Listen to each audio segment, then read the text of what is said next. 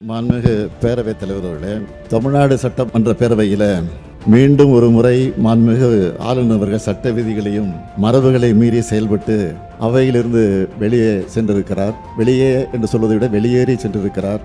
ஆளுநரின் செயல் அவர் வகிக்கக்கூடிய பதவிக்கு அழகல்ல.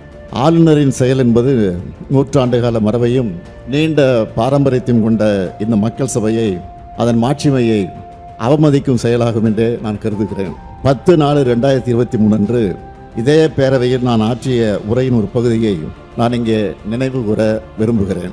ஆட்டுக்கு தாடியும் நாட்டுக்கு ஆளுநர் பதவியும் தேவையில்லை என்று பேரறிஞர் அண்ணா அவர்கள் கூறிய போதிலும், அதை முத்தமிழறிஞர் தலைவர் கலைஞர் அவர்கள் வழிமொழிந்த போதிலும், அந்த பதவி இருக்கும் வரை அதற்குரிய மரியாதையை கொடுக்க அவர்கள் முதலமைச்சர்களாக இருந்த நேரத்தில் தவறியதில்லை.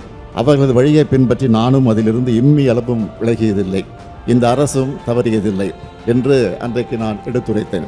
100 விழா கொண்டாடி சீரும் சிறப்போடும் இயங்குகின்ற பேரவையின் புகழ் மங்கிடாத வகையில் பாதுகாத்து வந்த சான்றோர்களின் வழித்தடத்தினை பின்பற்ற வேண்டிய கடமை நமக்கு உள்ளது.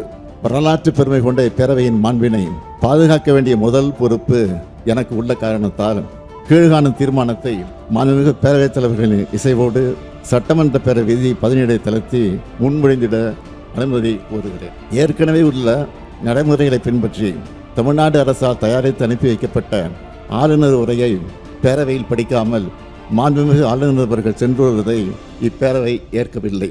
மாண்புமிகு ஆளுநர் அவர்களுக்கு அனுப்பி வைக்கப்பட்ட சட்டமன்ற உறுப்பினர்கள் மேசையில் உள்ள கணினியில் பதிவேற்றம் செய்யப்பட்ட ஆளுநர் உரையின் ஆங்கில மொழியாக்கம் இங்கே மாண்புமிகு ஆளுநர் அவர்களால் படிக்கப்பட்டதாக இப்பேரவை கருதுகிறது. அவை குறிப்பில் நடவடிக்கை குறிப்புகள் இடம்பெறலாம்.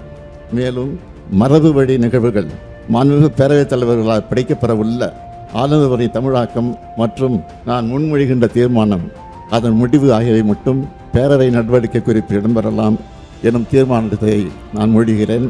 இந்த தீர்மானத்தை அனைத்து உறுப்பினர்களும் ஒருமனதாக நிறைவேற்றி தர வேண்டி அமைகிறேன். மாண்புமிகு பேரவைத் தலைவர்களே, இந்த சட்டமன்றத்தை மாண்பை காத்து இந்த தீர்மானத்தை நிறைவேற்றி தந்த மாண்புமிகு உறுப்பினர் அனைவருக்கும் என்னுடைய நன்றியை தெரிவித்துக் கொள்கிறேன்.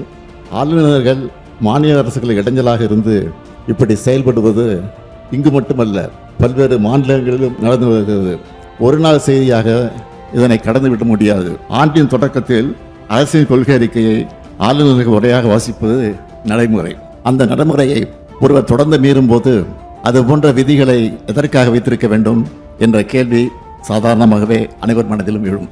எனவே ஆண்டின் தொடக்கத்தில் ஆளுநர் உரை என்ற நடைமுறையை விளக்கும் வகையில் அரசமைப்பு சட்டத்தை திருத்துவதற்கான முயற்சிகளை இந்தியா முழுவதும் இருக்கும் ஒத்த கருத்துக்கள் கொண்ட அரசியல் கட்சிகள் துணையோடு இந்திய நாடாளுமன்றத்தில் திராவிட முன்னேற்றக் கழகம் முன்னெடுக்கும் என்ற உறுதியையும் இந்த மாமன்றத்தை அறிவித்து நன்றி கூறி அமைகிறேன்.